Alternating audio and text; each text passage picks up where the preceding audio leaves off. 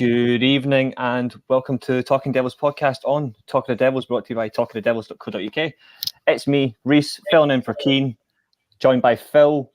There's no Keane, there's no Lee tonight, so it's the winger with the striker. There's nothing else needed. This is the combination you need. How are you, Phil? Yeah, good, thanks, mate. Everything's fine, my end. Looking forward to obviously the few questions we're going to go through tonight, and you've obviously had me racking my brains this evening trying to think of a Man United 11. So, yeah, looking forward to sharing that with you all in a bit. Yeah, we're all making Phil suffer. It's just Phil doing it. It's just Phil doing it, guys. Just for that notion. Maybe next time I'll get involved, but it's all about Phil suffering.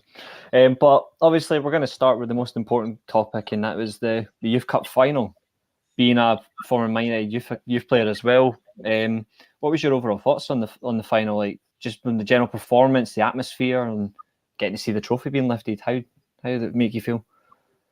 Yeah, it was amazing. As I said, I think, the first and foremost, just the amount of people that came to support the lads needs a sort of special mention. I think, 67,000 people for a Youth Cup final is incredible.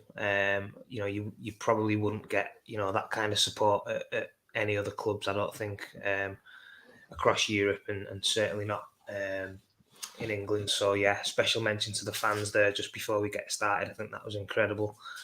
I think, the performance on the night, I obviously went to the game.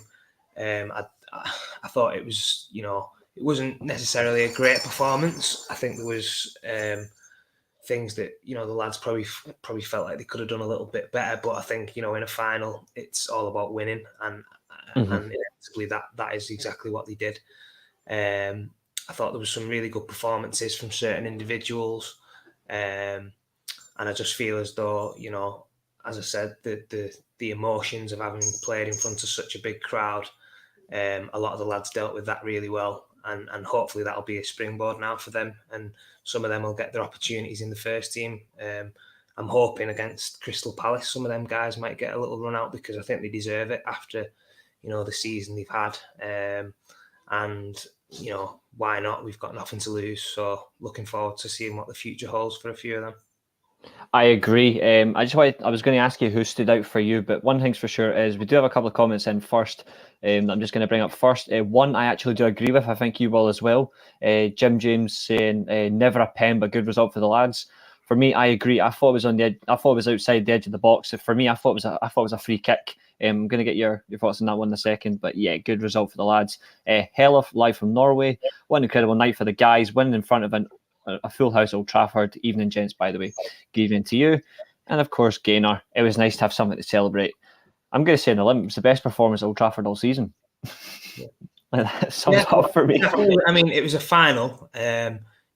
We scored some good goals, and it was just great to see, some of them young lads obviously being in that position myself. I obviously didn't get to the final, but, just playing in the Youth Cup was always a massive moment. And, it's always an honour to represent the club. But in that Youth Cup, as a youngster, if you do well and if you can, put in a good performance in that competition, especially, that you've got a good chance then moving forward. And obviously it's a historical part of the club. So, yeah, great for them young lads to obviously experience that. And as I said, playing in front of a packed house at Old Trafford, it doesn't get much better than that. And the first final in 11 years. First Youth Cup in the same period, and we win it. Even better. I think that's has a feeling for it. Half of 22 is 11. Funnily enough, we won the 10th in 2011. We won the 11th in 2022. 11 years is a good stretch, but let's not make it a habit. Let's not make it 2034. Let's get the next one next season, hopefully. But just on the back of Jim James' comment, he does say never a penalty. Would you agree with that? I do as well. I thought the tackle, it was brilliant play by Garnacho anyway. He does win it, but for me, it was on the edge of the box, just looking at it. To be honest, I was literally sat right behind the goal, just in the Stretford end. So obviously for me, it was quite hard to make out because it looked, obviously, from where I was sitting, as though it was a touch and go decision. Really, it could have been given either way, and I think it probably would have been deemed okay. But yeah, obviously when you see it back, it probably looked like it was maybe just outside. But again, it's one of them, sometimes you'll get them decisions and other times you don't. Fortunately for us, we got that decision, and, Garnacho put the penalty away, which would have been, a lot of pressure on that, obviously being 1-1 at that moment. To obviously have a penalty in front of a full, basically, crowd at Old Trafford with it, obviously, everyone sort of hopes and dreams relying on that one kick. He put it away with a lot of sort of, pressure on him, and he didn't seem to get phased. So, fair play to him, and obviously the goal in injury time just to seal it was perfect. Was he your man of match in the final, Garnacho? I think so. I mean, he didn't have when I was, watching, I didn't think he had the most sort of, I was expecting him to maybe have a little bit more of the ball. I think when he did get the ball and when he did do little bits, he looked lively, he looked sharp. I just don't think he probably got as much ball as he probably would have wanted to. But I think the game, sort of the way it went, sort of, sometimes that happens in a game. But, he was the match winner in the end of it, and obviously he scored 2 goals. So yeah, for me, he probably would have been deserving of the man of the match just for that alone. Mm-hmm. Just from the, I don't know what you thought of Forest. I thought they were actually, obviously from ourselves, and we understand like Warren Joyce's impact to the youth academy, and he worked for Man United. He gets his teams very well organised. Spoke about it briefly after the final. I was on our show and I said that I was actually very impressed by the way he handled set pieces, where he kept his 3 centre backs back instead of getting them up for corners or a swinging free kick into the box. I thought it was very clever. But I thought, other than Garnacho's impact, I thought the only other player realistically from a Forest perspective, I thought was Powell. I thought that young lad was absolutely brilliant, the number 7 for Forest. I just thought, I think it's fair to give Forest a little bit of due for how they played. Obviously, it's a big final for them, but did he impress you at all, like in terms of no, definitely. I think Forest, as you say there, I think they contributed to a very good final. I thought it was a good team for the large parts of the game, and a lot of big lads who were quite physical. The number 9 up front was a handful. He put himself about, and they dealt with a lot of the stuff that United was sort of throwing at him. I think we probably went a little bit more direct than I would have liked to have seen us, but I think we've played some great football leading up to the final. And as I say, you just want to win when you get to the final. So complaints really about, the result and how we played. But I just thought Forest dealt with that quite well. And there was some really good players. So yeah, it was a well contested final. And I think, United deserved it probably just about in the end. But, give credit to them because there was some good players, and I'm sure that there'll be some players, as we will have, pushing through there to try and get into that first team. And Notts Forest in the playoffs at the moment could be coming into the Premier League. So we may be seeing some of these guys in the not so distant future. And of course, Man United do play Nottingham Forest again this weekend in the Under-18s League. Funnily enough, like 3rd place Man United versus 4th place Nottingham Forest. And it's only separated by goal difference. So it's actually really interesting how that's going to go. A couple of comments I'm going to bring up. Obviously, Gaynor says, a night to remember for those young players. I completely agree. It's something that will stay with them for the rest of their lives. Hell is saying winning that final is going to make them hungry for more. 100%. They'll be so motivated should they get their chance with the big boys. Could, in fact, show the big boys a thing or two. Something that on previous podcasts, Phil and Lee, who sadly couldn't make it tonight because he's out with family, we have reiterated this numerous occasions. It's something that the competition sparks, and it's something they needed. Of course, Hell is saying good evening to Jim and Gaynor. Jim saying you have a great, I think he's meant to say David, but he's saying you have a great David Tennant accent. Cool. He's my favourite ever Doctor Who, and obviously he was in, obviously played Jimmy Murphy in a United movie, which is even more special. And yes, he did look about 30. Like, he looked so old, there was like complete jealousy. He looked older than me. Probably Phil's age, but Phil's not that old. But I just want to ask, because there was, in terms of like who stood out, obviously you can name names like Garnacho, Hansen, I thought was really good. I thought Charlie McNeil was a little bit off. I don't think he was able to cope. But I just wanted to ask, what was your thoughts on the midfield? Like say Mainu, Dangor and Hansen. What was your mindset on them, like working hard in the midfield? Because it looked like they didn't play like 18-year-olds, in my opinion. When I watched them play, like controlling the ball, it was like watching players in their prime. like controlling play. But what was your thoughts on the midfield? Yeah, no, I thought the midfield did really well. I thought Mino was very good. I think obviously again he probably didn't have as much ball as he probably would have wanted to, but I think when he did have the ball, as you just said, then his touch and the way he moves the ball, the way he receives it, and just makes it look so easy.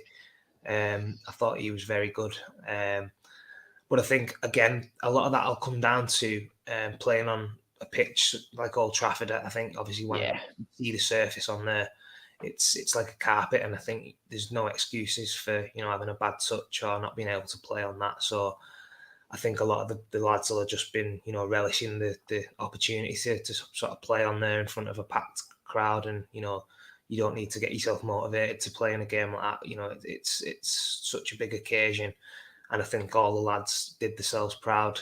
Sometimes in big finals and in front of big crowds, you can sort of play the occasion and get a little bit sort of overawed by, what's actually in front of you. But I thought, in general, I thought everybody sort of dealt with that pressure really well. And yeah, the midfield boys, Hansen as well, looked comfortable on the ball. Did a great little bit of, I think it was him anyway. He did a great little bit of skill as he was driving into the box. I think he did like a little some dink that he did. Yeah, it was quality. So yeah, confidence is obviously not a problem, and them boys will sort of take a lot from that performance, and the winning the Youth Cup will no doubt give them that extra little bit of enthusiasm and hunger to want to succeed. So looking forward to seeing them sort of in the future. Absolutely. And I thought one player who for me really showed maturation was Rhys Bennett, centre half command, and obviously got the opening goal, captain. Fantastic delivery in from Murray. So of course Lee will probably be happy with that. A left back getting a good swing in for a centre back, as you do. Really impressive. I thought that really impressive. The only thing for me that really was a bit unfortunate was Vitek in goal. I thought like the way he conceded the goal, bit hard done. I think it's just a reflection of like the atmosphere in the crowd. I think it was a bit big for him. Have it been in like a smaller crowd, I think he would have been okay. But it's just like it was the same sort of circumstance from the Forest keeper. It was just like a very easy chance to both. I think for our second goal, realistically, the third goal, not the penalty. The third goal, he should have ideally saved like that something. But it's the same for Vitek for us. Like it should have saved it, but I think the fact after that he just got on with it as well. He didn't let him down. Was just fantastic. And that's something I want to see going forward. Is just take your opportunities and just don't let the crowd get to you. Jim's got a comment for you actually. In your experience, Phil, with over 67,000 at the match, did you think it affected the lads for a while? I think it will have affected some of them. Yeah, I don't think it'll affect all of them. I said everyone's different, and it's one of them situations where you can never prepare yourself really for playing in front of such a big crowd. So it's obviously new to a lot of them young lads. But I think, thinking back to my first experience of playing in front of a big crowd, I think before the match and obviously, in the warm-up and, just as you're about to start, you've obviously got that in the back of your mind. But as soon as that whistle blows and the ball's moving, then you're fully focused on, the job in hand. And I think, again, it does sort of affect you at certain times. Obviously, if the crowd gets up, or if, for a certain example, if things aren't going your way and it's sort of, the crowd's getting on your back a little bit, which I didn't think happened at all the other night. I thought the crowd were fantastic. That may be a reason why it may affect your performance. But no, I think in general, everybody dealt with that quite well. But again, it is a massive occasion and it is new to a lot of them. So you could understand and it's totally fine to feel nervous and sort of, that's part of growing. And I think now that they've experienced that and they've had a feel for it, I think you play more and more in front of bigger crowds, it gets easier and easier to deal with. So yeah, it was a good sort of icebreaker for some of them lads, and hopefully they'll be used to doing it on a regular basis. And the good thing for some of these players is some of them are not yet at the age of 18, so they've got the opportunity to go and do this again next season. For them, they can maintain that. Well, some players you would think are going to move up a level. On the basis of that, obviously, because our season is, I think everybody in the live chat me and yourself can pretty much agree this season has been done since the Everton game. Like, we're just done. Like, we're moving on. But based on some of these players, would you like to see somebody like the under-18s come to the pre-season tour? Like, is there any that you would actually, even not play every game, but even if they got, like, say, 30, 45 minutes, like, each game, like, just something that, would you like to see some of them go? Yeah, 100%. I think that's the next stage in their development now. I think obviously winning the Youth Cup's a massive achievement, and obviously at that age, that's probably the pinnacle of what you can do.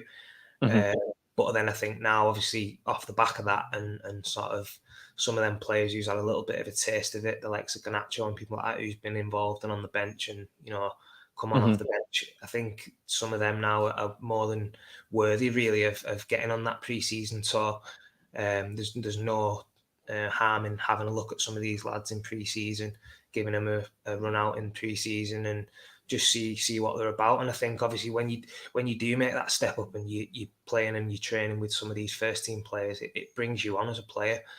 I always remember myself when I played and trained with the first team, it's like a sink or swim situation, because if you don't learn quick and if you don't, make sure that you're fully focused and you're at it every single minute of every single session, then you get found out. And I think, as I say, some of these young players now getting the opportunity to train with the likes of Cristiano Ronaldo, etc., will just be a massive coup for them, and it'll bring them on tenfold, no doubt. So for me, it's a no-brainer.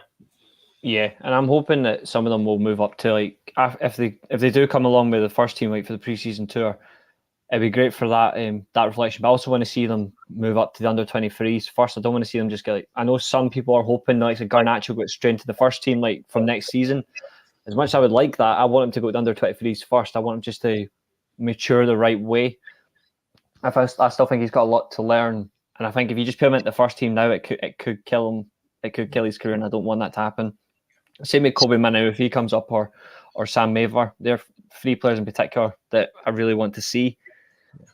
But I'm just looking at that and I'm thinking, like, there is an opportunity, and I think Hell is pretty much reflecting the comments of they're good enough, they're old enough. We would hope so, but we said that about some players in the past before, and they turned out to be, I think there's a few players that are labelled bomb scare because they're just not that, like, they're just more terrifying to watch than good to watch. So I'm hoping that we don't get that reflection, but going forward, I think sometimes the best. Sorry, I think sometimes, like, when you think about it, obviously being so young, I think sometimes, as Ellie's just said there, if you are good enough, whatever, then it doesn't matter what age you are. For me personally, I agree with you to a certain extent that, yeah, we need him to maybe play in the 23s a little bit, but there's no harm in dipping him in and out of the first team, and getting them little bits of experience and training with the first team lads, whenever he's sort of in the squads or available, because I think a lot of the players, thinking back to when I was there, we were still playing and training in the reserves predominantly, but a lot of the lads who were, ready to maybe make that step up and be on the fringe of the first team would still train with them on certain occasions and play cup games. And I think that'd be probably the ideal situation for him, because, as I say, you don't want to put too much pressure on him too soon. You don't want to just chuck him straight into the first team and expect him to, be starting games and being the player that we're probably going to have in 2, 3, 4 years. So, yeah, maybe just, dip him in and out and just see how he goes from that. And if he does take to it really well and he starts performing brilliant, then you can up that game time and take it from there. I'd like that. And I'd also, I think Jim's reflecting on both our points, and he's went devil's advocate in a way, and I think that's actually quite a good approach. As Jim says, as Phil says, it would be great to have them on tour, but I agree with Reece, under-23 is a better route to the first team. I think another route, I don't know about yourself, Phil, but I think it may work, is maybe, like, if the club decide, although that would be a very bizarre decision, maybe say, like, maybe once or twice a week, if you have the youngsters training with the first team, maybe, I wouldn't say pit them completely against each other because it would be completely unfair, but mix them in, like, see what relationships they can gel, and just do, like, a mix of the under-23s and the under-18s and with the first team against one side, then against another 11, and just go back and forth. I think just build relations. I don't know if you've done that when you were younger, but would you think that would be another good option? Like, even if it's like twice a week training wise? Yeah, possibly. I mean, we never really used to sort of play games against the first team, we would always maybe get asked if there was a couple short or if there was injuries. Can we borrow 2 or 3 players if he was going into like a 11v11 game to maybe look at the game on the Saturdays and stuff like that. So there would be maybe options to sort of bring him over and have a look at him in them scenarios. But yeah, I just think, making him part of the first team squad and sort of just dipping him in and out and sort of predominantly keeping with the 23s and just see how he gets on would be the probably preferred route from my point of view. Also, we've not really mentioned about maybe whether this is an option or not. I don't know, but some players at that age when I was there went out on loan to other clubs and maybe just done a few months. And because what you've got to think is obviously when you're playing in the under 23s and obviously it was the reserves when I was there. Although it's a great standard and it is, you're playing against good players every week. It's not actually for anything. It doesn't mean the games don't actually mean anything. Whereas I think a lot of players benefited, certainly when I was there, from going out on loan, whether it was abroad or whether it was in England, because you're playing proper games where you're playing in front of big crowds. You're playing for 3 points on a Saturday that means something, and you're getting a taste of first team football, which again, would be a potential option for somebody like him or some of the other players maybe in the next sort of 6 to 12 months. We say if they're good enough, then that's the way that you've got to do it. And I think although first team places are probably going to be up for grabs this next season because of how poor we've been this year, some of the younger lads may benefit from maybe going to a maybe League One Championship, like obviously Garner's done it at Notts Forest and he's flourished. I think he's done brilliant there. So another option that we could look at maybe doing that. I'd like that as well. I'd like us to take advantage of certain club situations and see what we can offer to them. And I agree. I think the loan system, we can definitely do a lot better. I also think this is a very good point. 2 good points actually. One by Gaynor is the Europa League. Depends on what happens on Saturday, Sunday, West Ham, Manchester City. Depends on what happens in that game. There's still a good chance that we could be in the Europa League, not the Conference League. Depends on what happens for this. But obviously, we play Palace right at the end of the season. I agree with that. I would certainly give the youngsters opportunities in these games because it's good experience against whoever you come up against, and it's a daunting challenge. I know it sounds a bit when you hear the word daunting for them, but I think they would just take it head on. I just look at them and I think they're in the opportunity. They want to take a chance. And then on the back of that, Hella's saying she wouldn't expect him to feature in a starting 11. I think Phil would echo that. It depends on the player's mental strength as much as anything else. If we end up in the Conference League, which can happen, I'm hoping someone will get a chance there. Me too. Speaking of opportunities, and obviously yourself and Gaynor have mentioned James Garner. We are going to move on because obviously there is conversations regarding Frenkie De Jong as a midfielder. But before we even get to discuss De Jong, just looking at our midfield, would you give Garner more opportunities next season based on how inconsistent we've been marshalling the back four, or would you rather we have more experience and then just feed them in here and there, drip feed them in? Yeah, I think personally, I think it'd be a big ask. Obviously, he's done really well at Notts Forest, and there's no bones about that. He's done brilliant this year at Championship level. I just feel as though if we were sort of hanging our hat on James Garner coming in and playing every single game for us next season in that role, it's probably a little bit premature and a little bit early for someone of his age and sort of experience to sort of expect him to sort of deal with that straight away. Yeah. That being said, I really hope that he gets a good run of games in pre-season and we have a proper look at him and he gets maybe the opportunity that he deserves off the back of a great loan spell to see what he can do. And we've seen stranger things. He could come in and be a revelation and straight away. But yeah, I do feel as though that is a position we really need to strengthen in, and he's somebody who could be a big part of that moving forward as maybe a squad player and somebody who could play in some of these games like we've just mentioned, if it's the Europa League or if it's the Conference League or in the other cup games.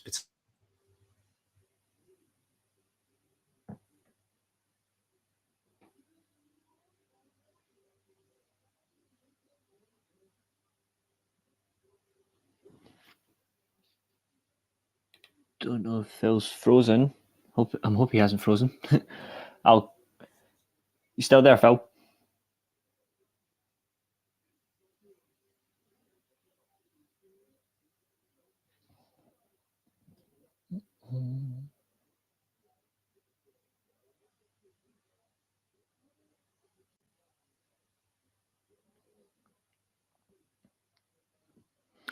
I think it's just me. Phil will come back. Phil will come back, but it's just me for now.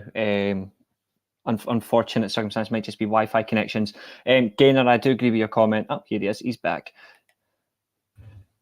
He is back. There we go. So sorry, mate, I'm back. I think that's all right. Yeah, it's all right. It's all right. So just in the back of the no, it's all right. So just in the back of get what I said then. Sorry. It did cut you out, so I'm not sure what was said at the end there because it cut you out completely. But just on the back of like Garner's opportunities, I think is where we last got you. But just unlike that, what's your? That's okay. Your internet must hate you today.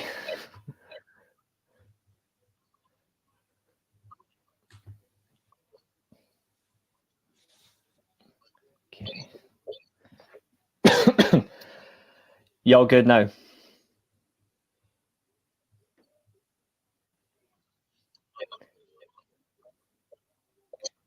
Old enough. Jim James comment, I'm old enough to remember the reserves, which I saw in the 60s, 70s and 80s, but I do think today the youngsters have a greater chance of succeeding. Yeah, I certainly would agree to that one. Ajmal, talk to us, and can you talk Ahmad about a little bit? I'm more than happy to talk about Ahmad, but all I'm going to say is he needs to do a little bit more when he gets given opportunities, personally. That's probably the best thing I can say about him. Good young player, but he does need to take advantage of any opportunities he gets. But I do think his loan spell decision was wrong. That's something I'm just going to give a little bit of open honesty about. I think he took the wrong option. Obviously, even though like Rangers are my Scottish team, I've never hidden from that. He has had chances when he's played. Taking them hasn't been particularly great. However, when he has at least put work in, that's what he does do. He does put the work in. He works hard, and he's been rewarded in recent games. Like he's scored in back-to-back games because he's taking his chances. He's listening to coaching. Previously, he wasn't getting into positions where he would be a threat, and because of that, it's the reflection of the chances given to him. Now, on the other hand, he's going to get those opportunities, and it's going to strike him. And is Ahmad far ahead of Garnacho in development? Yes and no. I would say maybe. Phil keeps dropping in and out. He's really unlucky. He is really unlucky tonight. If need be, I can just keep going. But I'll keep going anyway, guys. Don't worry. He will come back. It's like talent and it's like form. Form is temporary, class is permanent. So it happens. Like Phil will come in like he's class, but his form right now with his internet is just temporary. It's temporary. Football analogy for you. Jim James comment, totally agree with his wrong choice for Ahmad. Yeah, he should have. I think personally should have went to the Championship or he should have went to Feyenoord. Although he is going to get a chance in the Europa League final or the Scottish Cup final, at least he's going to get valuable experience. Who do we reckon we get as a defender? I would like us to sign two. I want us to get Ignacio and Timber, but we'll see. And like I said before, form is temporary, class is permanent. Phil's back. See? Sorry, the laptop weren't working, so I've had to come through my phone. So I apologise if it's not as good. That's all right. We use football analogies to sum up your internet tonight. Oh, it's been terrible. I'm having a Lee Lawrence. I know, eh? Sorry, apologise. Sorry, yeah. Dropped in the next fixture. Yeah, I know. Did you hear what I said about Garner, or did it cut out? We heard some of it, but not like the rest of it, you started cutting out when you spoke about like chances and like the midfield. I think it was just after that. That's when you cut out. Yeah, I think basically what all I said really was I think it'd be a lot of pressure on obviously Garner if people were sort of hanging the hat on him, sort of coming in and sort of being a regular starter straight away. Obviously, he's had a great loan spell at Notts Forest, and I think he's another sort of situation where I would use him in pre-season, have a look at him, maybe use him in some of the cup games. What we touched on, if we get in the Europa League, I think that'd be a great way of sort of bedding him into the team and just sort of having a look at him from there. Because I think obviously to come in from having a good loan spell at Notts Forest to jumping him straight into the first team would probably be a little bit much to ask straight away. But obviously he's been great, and I would sort of like to see him featuring, some way, shape. If Forest get promoted, if Forest get promoted through the playoffs, would you actually consider loaning him back to Forest for one full season in the Premier League? I mean, that's another option, as we've just said. Then I think a lot of players do, thrive when they go on loan like he has, and obviously playing in front of big crowds and playing on a match day where it really means something. And I think obviously if he went to when they're in the Premier League, that's obviously a different kettle of fish completely. So, that would be a potential option. I think it just depends really on sort of some of the recruitment that happens this summer for us, and probably who goes out the door. Because I wouldn't want to leave us too light in that particular position and not have, players if, say, for example, we had a couple of injuries or whatever. But yeah, in an ideal world, it would be a great sort of stepping stone for him again to maybe have another season at Forest in the Premier League, because he's done really well this year. But I think obviously next year in the Premier League it'd be a even bigger challenge, which we're hoping he can sort of deal with, and then come back to us a far better player for it. And with that experience as well, like handling the Championship for a couple of years and then moving into the Premier League, see if he can. Because with him without the ball, like he's very aggressive without the ball. Like, he loves to put a foot in. We know he's got a good pass on him, a good ping as well. He's got that opportunity there to do something with that experience in the Premier League, though. It would just give you so much more. I hope he gets more opportunities in the first team. I really like Garner. There's a fair few others there that I really want to see, but that's just reflection of that. But on the flip side of that, United have been linked with Frenkie De Jong, like ex-Ajax player, Dutch international, Barcelona starter. Obviously, he doesn't want to leave. He said this himself. He doesn't want to leave.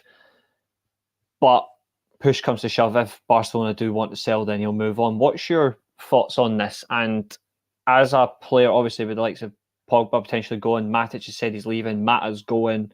It's a good midfielder of a good age that's going to come in, yet to hit his prime. It comes in, it gives us extra quality in the midfield. But what's your thoughts on that? And do you think it would be a good step in the right direction, or do you think we would still need more, like from that midfield recruitment?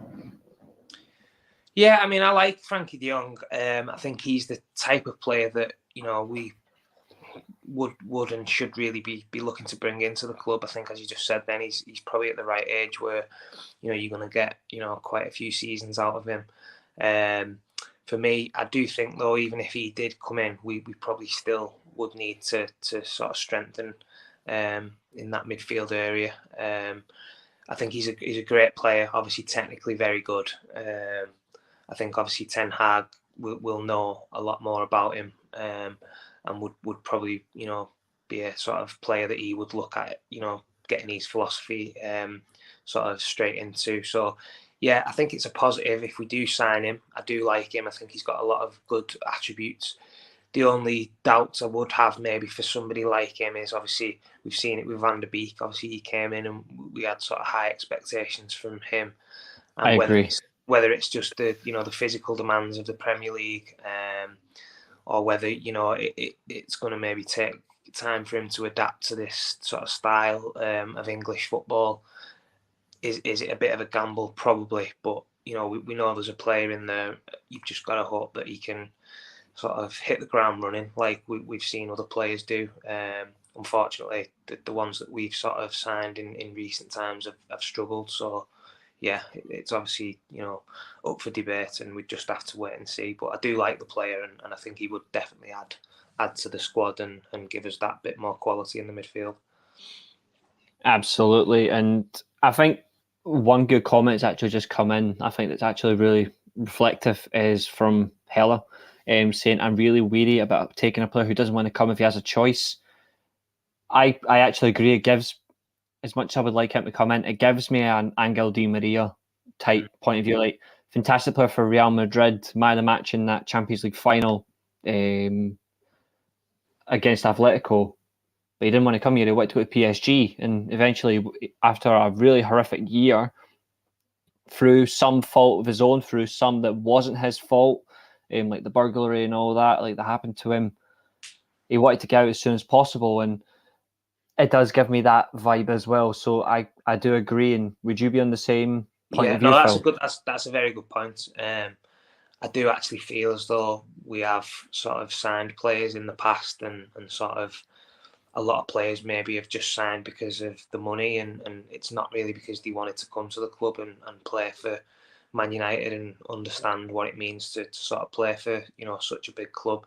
So yeah, I agree with that, and I think first and foremost, I think the players that we do bring into the club, they sort of need to want to buy into what's going to be happening at Man United in this sort of new sort of venture that we're going to have sort of moving forward. Because if you're going to sign players just for the sake of it, and because they're so-called big name but they don't want to be, then we're going to find ourselves in the same boat as what we've found ourselves in on numerous occasions with other signings, and it's obviously going to turn sour, and we're going to end up losing a lot of money and selling them on a year or two down the line. So very good point, and I definitely agree with that.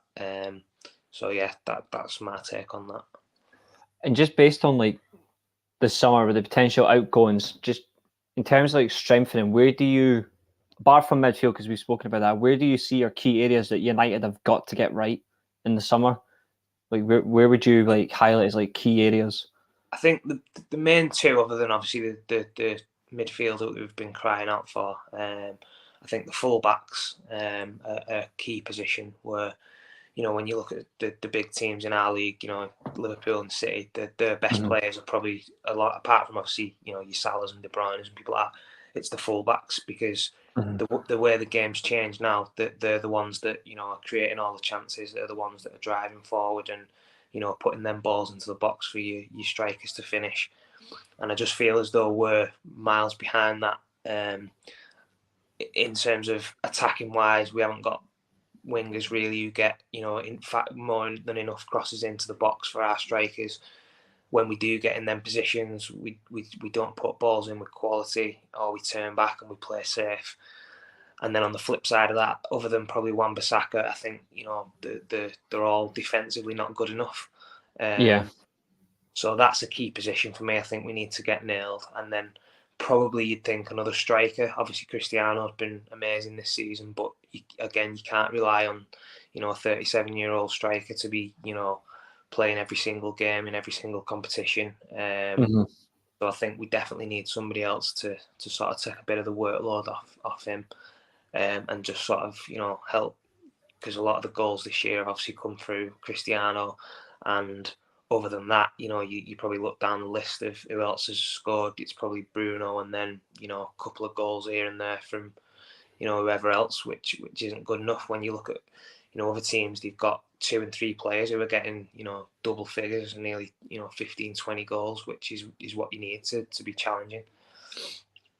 Yeah, and I think Hella's on the back of what you're saying. Hella says a defence midfielder, right back, a couple of attacking midfielders, and a striker.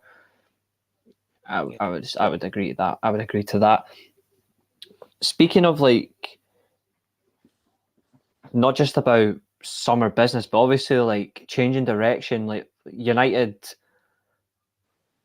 past couple of weeks have had like key outgoings, like Jim Lawler as an example of like head of scouting. Mike Phelan today confirmed like he's going. The head of finance has been removed as of Tuesday.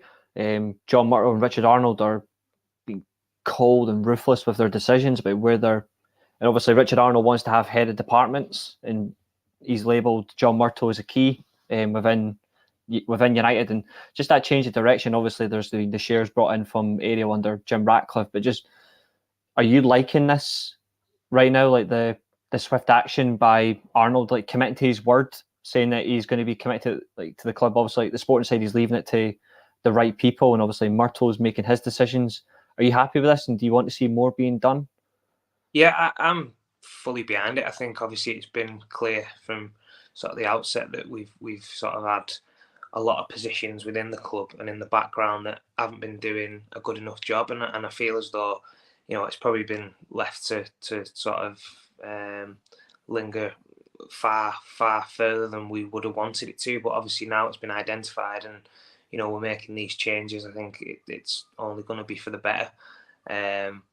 I think it's been sort of, you know, swift in the way that they've done it, and I'm hoping that we can get the right people in, because I think obviously the biggest thing for me that we're sort of struggling in is obviously recruitment. And when you look at, you know, other clubs who are you know, bringing in players and turning them into, you know, world-class players, I think we've been guilty, certainly in the past couple of years, of just spending big cash on players who, again, have came in and maybe not delivered to the heights that we would have wanted. So all this stuff that's going on in the background is I'm sure only going to be for the better.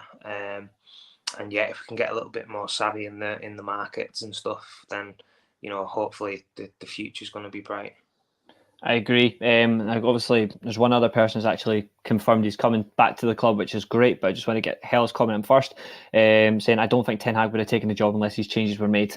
Yeah, a man of action, proving that, and he wants what's best around him. Speaking of Ten Hag, obviously his assistant, Mitchell van der Gaag, has been confirmed. Also today as well, Steve McLaren, a man you're familiar with as well, who's somebody that I really want to come back to the club, and I wanted to see Rennie Mullenstein. I want to see Rennie Mullenstein coming back, but we don't know if that's going to happen. But Gainer's pretty much doing my question for me, and I'm gonna give it to her. But just for yourself, Phil, like your thoughts about Steve McLaren, like back to the club, in the sense somebody who's familiar with Ten Hag, somebody who's also familiar with the Premier League, and somebody who's familiar with Man United. How much confidence does that give you for like Ten Hag and like going forward, that it's somebody that we know and has a big impact on? Well, we all remember May 26th, 1999. We wouldn't have got there if it wasn't for Steve McLaren's coaching. Like, apart from like obviously the greatness of Alex Ferguson, but the key coaching for McLaren in '99 is really important. So, what's your thoughts on McLaren returning to the club? Yeah, no, I think it's a positive. I think obviously you can look at it in a couple of ways, and obviously, you know, some people might say, oh, it's a step in the wrong direction, bringing, you know, sort of an old person back to the club. We want sort of fresh, new players. But as you just said, then he knows Ten Hag really well. Obviously, he's had a history of Man United. He's had success at the club. He knows English football. So I think it's a good mix to have somebody alongside him who's obviously going to be there to sort of help and advise him in his earlier days, obviously, till he gets his feet under the table. So yeah, it's going to be good. I think Steve's obviously vastly experienced. He's been in around, you know, English football for a long time. So for me, I think it's going to be a good sort of partnership, and you know, somebody of Steve's, you know, caliber who's seen it, done it, and sort of, you know, wore the t-shirt. I think he's going to be, you know, somebody who will, you know, want and set the expectations high, because he was at the club obviously when the standards were a lot higher than they are at present. So for me, I think he's somebody who I'm hoping will go in there and maybe ruffle a few feathers with some of these, you know, players who think they're good players when, you know, really you're talking on the pitch, and they haven't really been doing that. So I think Steve's the type of person who will go in there and try and, you know, get the club back to the sort of levels that we seen sort of under Sir Alex. And obviously it's not going to happen overnight, but I think he'll be a good person to bring in who can, you know, start to drip feed that into the club and you know, get ourselves back on the right direction. And I thought it was great. Obviously, I seen it yesterday. Only a few things that I've seen. I'm not sure like the full ins and outs, but there was like meetings held in Amsterdam yesterday with Ten Hag and United representatives about potential incomings and outgoings for players, but his assistant, who hadn't yet been confirmed by the club, was invited to these talks, and he was then confirmed during the conversations that he is now the assistant. The fact that he was present is great that for Ten Hag, he's got his assistant, but is there any more? Obviously, we've mentioned Mullenstein a few times. He's one that we really would like to see back, but is there anyone else that you think could still bring something to the club, or do you think the one thing that has to continue is Ten Hag's coaching more than just bringing back names that have symbolised the club? Yeah, definitely. I said obviously I was singing the praises of Rennie Mullenstein, who I've obviously worked closely with, and I think is a fantastic coach who would definitely, for me personally, come in and add a massive impact with some of these, especially some of the younger players. I think I said it last time about some of these lads now who's not really playing with much confidence. You like to Rashfords and people like that, and some of the younger lads, Garnachos, who are coming maybe into the first team fold. Rennie Mullenstein is tailor made for sort of getting these players on the right path and just keeping their mindset solely on football. And I think he's a great person to have in and around the club anyway. Again, he's another person who's not shy about ruffling a few feathers and speaking his mind. Did it famously with Sir Alex Ferguson, and for me, I think he would be a great addition to have on the coaching staff. So yeah, he would be my ideal choice. Other than that, not really sure of anybody else who I think would maybe come in and sort of have as much of an impact as Rennie. So yeah, I think he'd be my number one choice. Obviously, we'll just have to see sort of how it pans out and whether Ten Hag's got something else lined up. But for me, obviously knowing what I do about Rennie and sort of where some of these players are currently, I think he'd be a great person to bring in and would hopefully be able to, get some of these lads back playing with confidence and back doing, what we obviously know they can do. I think that they're just obviously in a bad place at this moment in time. Confidence is probably low because of the performance levels and obviously the ups and downs. But I think inevitably a lot of these players have only got themselves to blame. They need to sort of stop feeling sorry for themselves, concentrate on the job, which is footballers, and just start working hard. And eventually, if you keep working hard, your luck will change. You'll start finding your form back, and then you play your way back into form, and that's how it's always been. I agree. And Richard's actually echoed a comment that I think we can all probably remember, because he did do this live in an interview. Steve McLaren just needs to give the Dutch accent a rest. Yes, I can certainly agree to that. I mean, we've all heard very poor English attempts at accents. McLaren giving the Dutch accent an opportunity was horrific, and a certain Mr. Joey Psycho Barton obviously tried a French accent, and that was just really creepy. Like that was cringe. The only other one that stands out for me is when David Moyes in the Spanish, when he was like Iramendi. that was. I'll admit, I thought that was the best attempt at comedy that a manager's done in a long time. But I echo that, and I do agree with the echoing Richard's comment. Like, just stick to your own accent. Don't try to put one on, because you'll just set them off. But obviously, we're not going to talk about Crystal Palace, because obviously there's no need. Because obviously that's going to be next week when we obviously Keane will be firing into Phil and Lee next week about Palace. I'll just be echoing the fact that I just want to see the young lads, and then we just stop West Ham from finishing above us in the league, because that's it.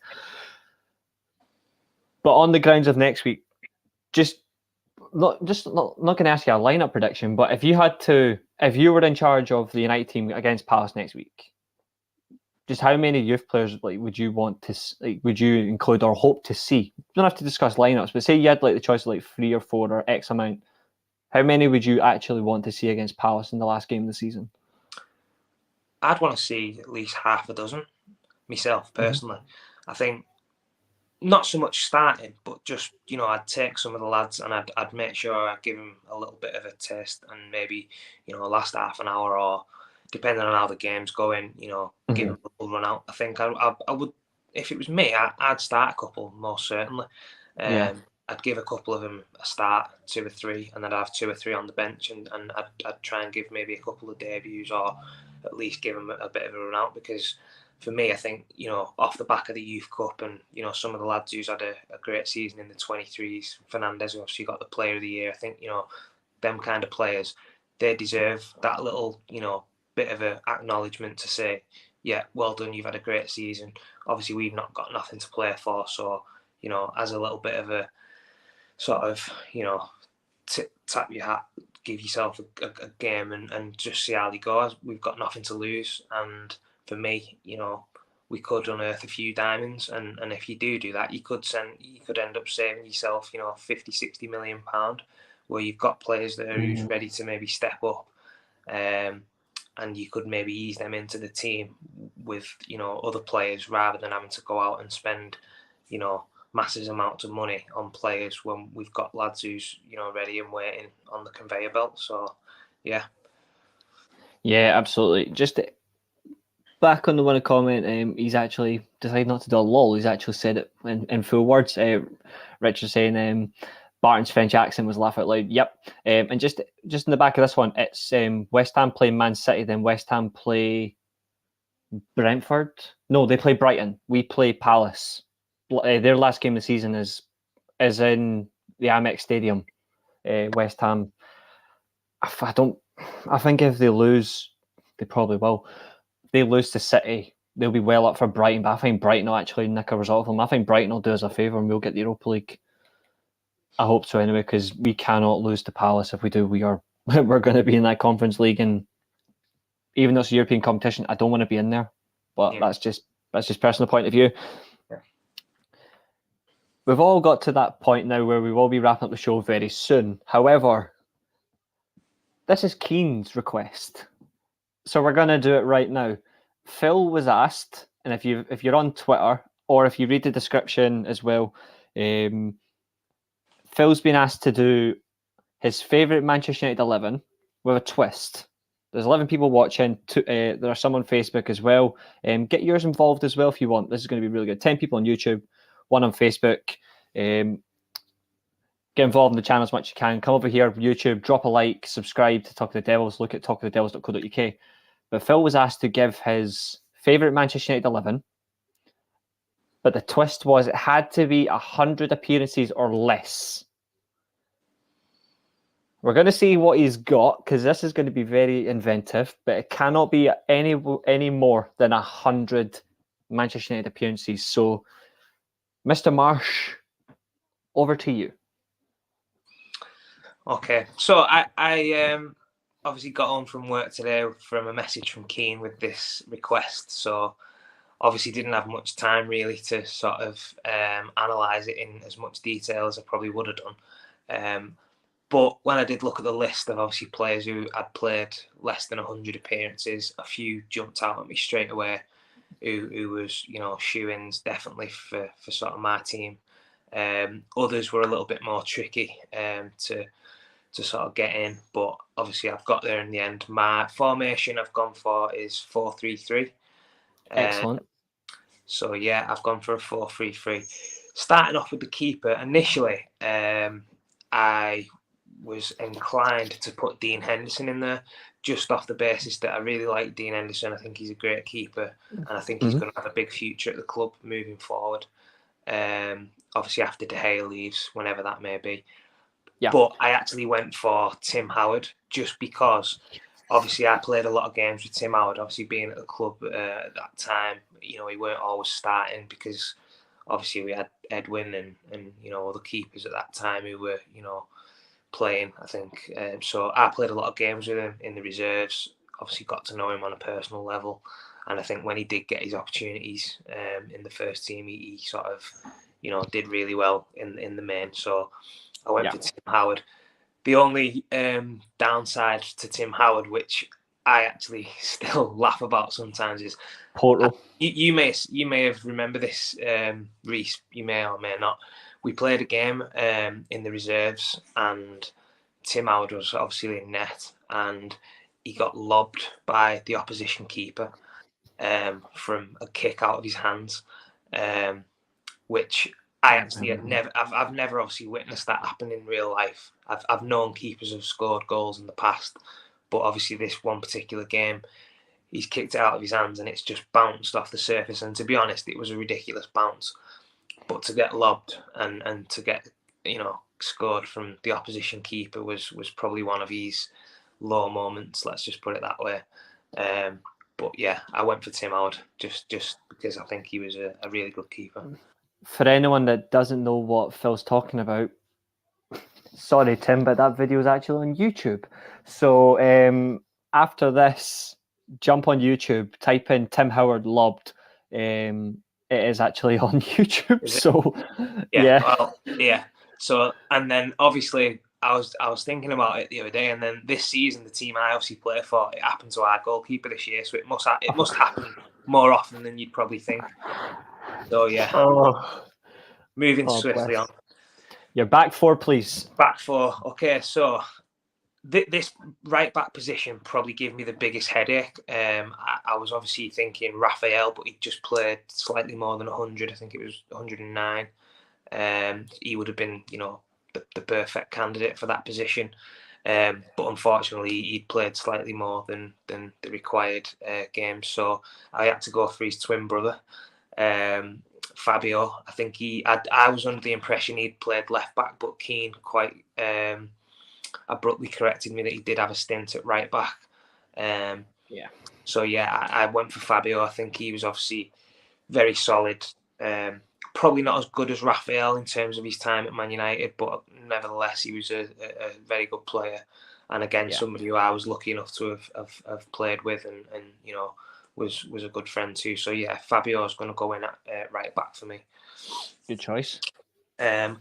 Alongside another player who I played with, who has obviously gone on to bigger and better things, with Gerard Piqué. Somebody of his caliber. When he came over to England, I think he sort of struggled with the physical elements of English football, but technically, there wasn't really anybody better I'd seen at that age. So yeah, I think that experience of learning his trade in England for them couple of years that he was here, and then obviously going back to Barcelona and sort of winning the treble in his first year is amazing, and gone on to be one of the best centre backs in world football. So I think he would be a perfect person to sort of have in that centre back position. And I did actually watch today on my break a bit of the Gary Neville overlap with Gerard Piqué, which has just come out in the last couple of days, which is definitely worth a watch for people who obviously love football. I think he's a great person, and obviously what he's doing within the game as well at the moment is fantastic. So yeah, just wanted to put that out there as well. Good mention. I've got a wee bit in the lineup as well, but he's actually in it. Like, he had to be in it. Yeah, I think there was other players who I looked at and could have maybe put in there, but I think because again it's somebody who I've sort of played with and to go on to do what he's done in the game, I think it'd be stupid to sort of discard him. So he's definitely in my team. Definitely. Alongside, I've gone for Laurent Blanc. Maybe a bit of a surprise to some, but I think Laurent Blanc was somebody who came in to the club at a time when it was maybe difficult to follow some of the centre halves that we'd had. When you think of like Bruce and Pallister and people of that ilk, I think he came in and probably was. I wouldn't have said he was probably in his prime when he came to us, but I think he did very well in a lot of the games that he played. He was obviously a French international, and I think out of the ones I sort of looked at, I thought he was probably the most solid and somebody who I liked and sort of enjoyed watching when I was there. So yeah, Laurent Blanc was the second choice at centre half. That's a brilliant shout. He was that one Premier League title as well. That was like everyone had written him off. Like, I know he wasn't particularly great, but his experience was invaluable. Yeah. I agree on that one. What about your left back? I can imagine. I got a feeling. I think I know who your left back is. I got a funny feeling. Yeah, left back has got to be Gabriel Heinze. And Argentinian, and ferocious. I think I've mentioned this before on some of the podcasts that the first time I ever trained with the first team, Gabriel Heinze absolutely smashed me off the pitch, just completely wiped me out, and I was like, Jesus, what's going on here? And then about 10 minutes later, he elbowed me in the side of the head and nearly knocked me out. But yeah, I think that was just the way he was. He trained as he played. He was always, fierce in the tackle and didn't want to lose, whether it was training or in a game. And I thought, he was somebody who was, maybe a little bit underrated at United. I think he was a little bit unlucky to not play maybe more games than that, because for the sort of player that he was, I think he probably deserved to, play a few more games. But yeah, when he was called upon, you always knew he was going to get 100%, and definitely somebody who was going to be in my team just for, the way he is as a player. And for me, he sort of gave me a great lesson, in that first team session. He made me understand that, I couldn't just be there and, having a jolly up. I was there and I had to be on my toes. I had to be, working hard, and I had to be ready for a battle. So, yeah, he's definitely in my team. do you remember that World Cup moment? It was when he played for Argentina, and I think it was Tevez or Mascherano had scored, but they were all celebrating beside the cameraman, and he turns round and he just whacks his head off the camera, but in typical doing that whole macho response, he punches the camera, pure mental. He's like, doesn't surprise me. Doesn't surprise me with him. I mean, he was honestly, in training, before training or after training, you'd speak to him and he'd be the nicest person ever. As soon as that ball got moving in training or in a game, you honestly, you've never seen anything like it. Animal. But yeah, I mean, I love that about him, because that just shows to me that he's a winner, and he doesn't sort of hold back, and I think that's what we're lacking. This moment in time at the club, in terms of players having that real drive and that real sort of winning mentality, and win at all costs mentality, which somebody like him would be great now to be smashing a few of them in training and just be ruffling a few of them up to be like, come on, you've got to put it in every single day on the training pitch, because the performances are showing me and telling me that training's not as good as it can be. So yeah, definitely somebody who I want in my team. absolutely. And I know he was a bit of a psychopath, and obviously he admitted a few times he wanted to play for Liverpool and all that. Like he did admit this himself, but when he did play for United, he was 100% committed. Yeah. Fantastic. So Tim Howard in goal, fantastic. Fabio and Heinze as your fullbacks, and Gerard Piqué and Laurent Blanc to centre back partnership. I think that's fantastic. You said you're going to do not very strong. Yeah, very strong. Your midfield three. This is going to be intriguing. Yeah, so my midfield three. I've gone for Owen Hargreaves. I've gone for Veron. And I've put in Alan Smith in the midfield, just because obviously my front three are probably, I'd put my front three slightly ahead of Smith in terms of a striker, but I wanted to add Smith into the team just because I really loved Alan Smith as a player, and obviously I made my debut alongside him, and he was great with the young lads. But also I think he was another player who would absolutely love to have in the first team now, because he was another one who always give 100%. He'd give everything, and he was somebody who I really admired as a young player at the time. So he was definitely going to be in my team. So yeah, that's Alan Smith. I think Veron, we've mentioned him a few times on the podcast. What a player! Again, probably didn't play as many games as you would have maybe wanted him to, but I think in the games that he did play, and that little bit of quality that he brought into the club at that time was magnificent. I think I remember seeing some of the sort of games I went to, some of the little bits of skill and the passing range that he had was outstanding. So yeah, Veron was nailed on to be in there. And Owen Hargreaves, again, I think he's somebody I remember the first game I ever watched, actually, Owen Hargreaves live, he was playing for Bayern Munich, and he was playing fullback, and he was marking Giggs, and he honestly, he had Giggs in his back pocket, and it was something I'd not really been used to seeing, because Giggs was, most weeks was turning it up and down the line, and Yeah. getting the better of the fullbacks. But Owen Hargreaves that night was unplayable. He was just brilliant, and obviously I think technically he's a fantastic player. And I did my UEFA B coaching badge about 5-6 years ago with Owen Hargreaves, Oh, um, brilliant. and got to know him on a personal level. I think what a guy, what a person. Very very humble, and sort of somebody you could speak to about anything.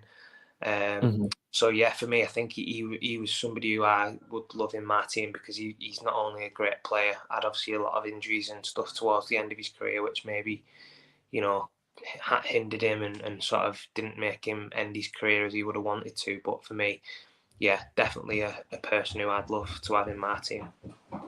I agree with those. Obviously, we mentioned off air. Like, I said I had done I said I hadn't done 11. Well, I've actually just went and done one in my head, so I'll actually give him one after Phil. But two of your players, like in your midfield, I actually agree and have, like, full enough in my lineup, and that is, like, I did like Alan Smith, but he didn't make mine because it was just in terms of like quality around like other players that I had. But like Hargreaves was just fantastic. I just feel sorry for him with his injuries, but he's a phenomenal player. And Veron, true world class player when he signed, but it just unfortunately just didn't work. But you just couldn't resist watching Veron play. He had a good pass on him. His shots were very terrifying, and he had a good free kick on him that made David Beckham stand up. So that's something that will always make me feel good. But obviously, yourself being a striker, this is where it's going to get really interesting, because there's a lot of names that you could have chosen. So I'm looking forward to hearing your front three, Mr. Marsh. Right. Well, to be honest, this front three is probably, for me, in terms of if we had these players all at their prime and performing to the levels that I've seen personally, and sort of watching from afar, I think these could have been an unbelievable trio. So I've gone for Diego Forlan, I've gone for Zlatan Ibrahimovic, and I've gone for who else have I gone for? Slipped my mind now. Carlos Tevez. 99 Man United appearances. Carlos Tevez. So I think when you look at that front three, obviously you've got the tenacity and you've got the goal scoring prowess of Carlos Tevez. Horrible to play against. Obviously, the only negative on Tevez was obviously he played for City as well. But bar that, when he was at United, he gave everything. He was a great player, always worked hard, and he could score a goal. So for me, no brainer. Tevez was in the team. Mm-hmm. Diego Forlan, obviously played a little bit with Forlan and used to do some training sessions with him and shooting drills. And honestly, one of the best finishers I've seen. Honestly, like, so good in training. I think, for Uruguay, he was probably, one of the talisman for years before sort of Cavani and sort of, Suarez came onto the scene. But yeah, on the international stage was unbelievable, and at Atletico Madrid as well. So I think he was somebody who maybe didn't quite hit the heights at United, but scored some big goals. Obviously the Liverpool goals, obviously what he's renowned for. But obviously seeing him on a personal level, and sort of, watching him, I think he was, a player who maybe could have done a little bit more at United. Was a little bit unlucky with the quality of strikers we had as well at the time. So yeah, but I think he's well worthy of being in my team. And then obviously Zlatan, Zlatan's a massive character in world football. His physical sort of elements to his game that have, been there for everyone to see over his career. He can score goals out of nothing, out of, anywhere, like, the goal for Sweden against England, acrobatic goals, free kicks. But his arrogance as well, I think that's a little bit what I like about him. I just like, obviously, somebody who's got that confidence in their own ability, but in a good way. And I think, obviously he's been one of the best in world football.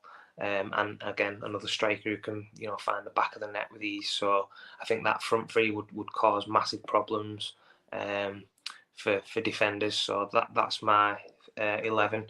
And I think, if you look at that team and you sort of look at them sort of in their primes, I think that team would be, probably top 5, top 6 in the Premier League, if they was all, in the prime.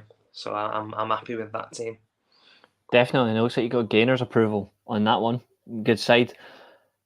Brilliant team. So before we go through mine, can we just hear your full 11 one more time, from goalkeeper to your front three? Can we hear it one more time? Yeah. So my team's obviously 4-3-3. I've got Tim Howard in net, Fabio at right back alongside Gerard Piqué and Laurent Blanc. I've got Gabriel Heinzer at left back, and then my midfield three is Owen Hargreaves. I've got Veron, and I've got Alan Smith in there. And then my front three was Diego Forlan, Tevez, and Zlatan Ibrahimovic. Just for yourselves, guys, if you want to drop any of yourselves, like any lineups in, feel free. It'd be great for like me and Phil have a look at. My team going to raise a few interesting concerns. Some are probably going to call me some are going to call me insane, which is what I like. But I've also got the same system, 4-3-3. My team is Sergio Romero in goal. I've got the same fullbacks, funnily enough, as yourself, Heinze and Fabio. Centre-back pairings is PK and, funnily enough, I do have Blanc. That's the only things we share, is the back four. Midfield is Veron, Schweinsteiger, and, funnily enough, I was going to say Hargreaves, but I'm actually going to use somebody else. I'm going to use Mkhitaryan for his role in the Europa League and the Carabao Cup that we won under Mourinho. Like, I would have chosen Hargreaves because obviously he won the league and the Champions League, but Mkhitaryan's a player that I did like, and he was unfortunately the way he got moved out the club I didn't like. Just the fact I thought he was actually really good for us in the attacking system. He really did show where to be the right wing or number 10. He was fantastic to watch. My front three in the middle is Latam. On the right, I've got Robin van Persie. Oh, wow. I forgot about him. 86 appearances. Can I change my mind? If you wish. And on the left, I also echo the statement of Carlos Tevez.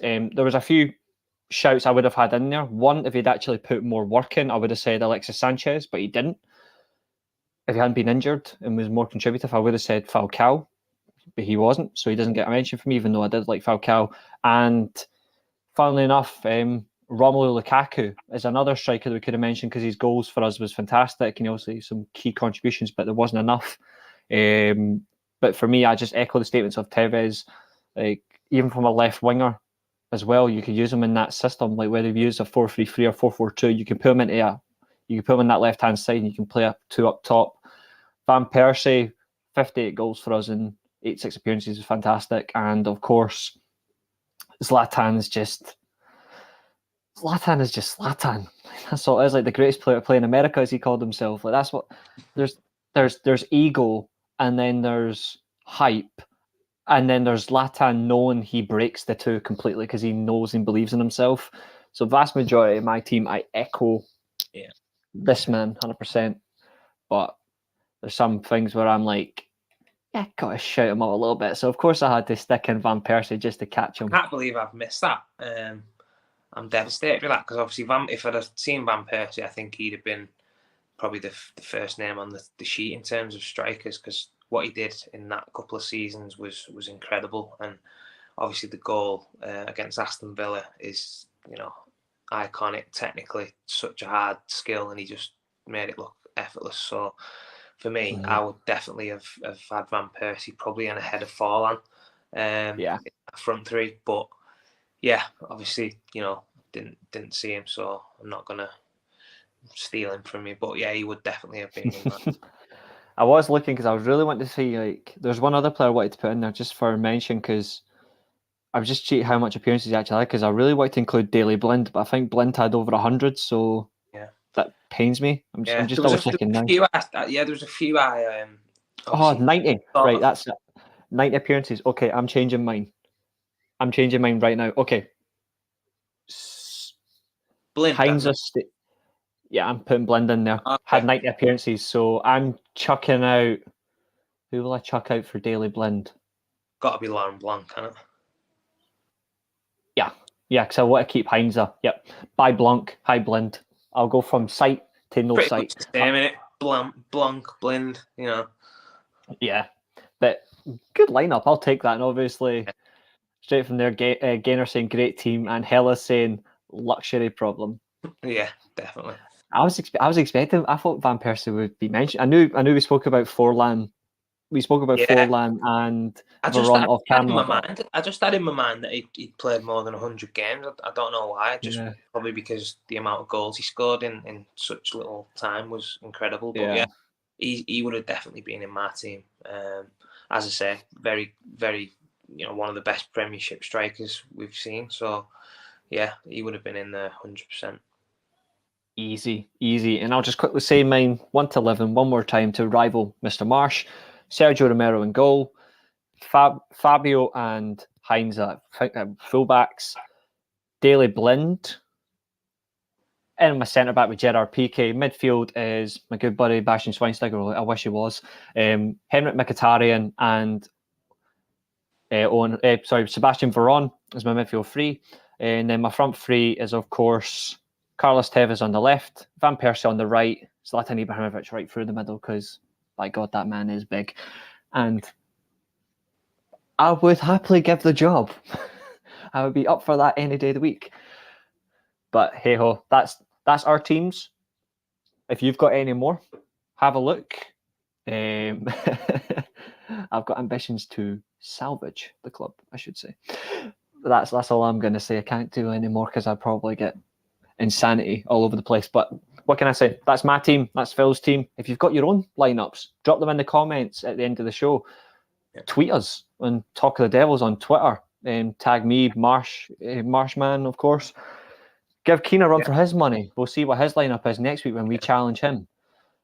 We'll see what happens. But and if you've got any suggestions about maybe any other teams or any questions that you want to throw at us, then feel free to ask, because I enjoy sort of these little tests and quizzes and little challenges that get through at us. So yeah, feel free if you want to ask us any of them or any suggestions, just drop them down or tag us, whatever. Absolutely, and I'm more than ready to respond. I'm always around.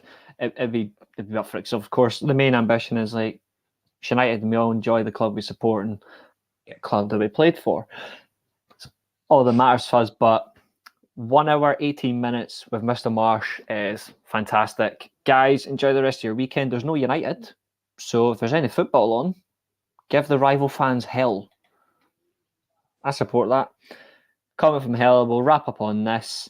And of course, Richard as well saying great show. Thanks very much, guys. There is 6 people watching, all on YouTube.